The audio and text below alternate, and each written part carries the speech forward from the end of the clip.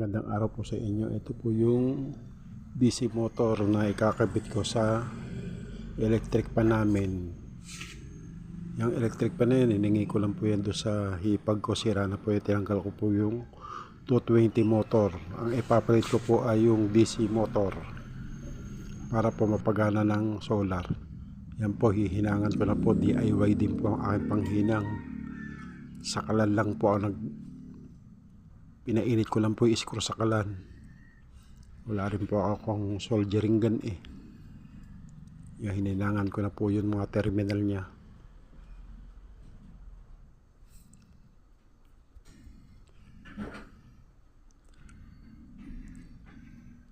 $12 volts po yan, 12 volts. Nagbubuo rin po ako ng solar eh.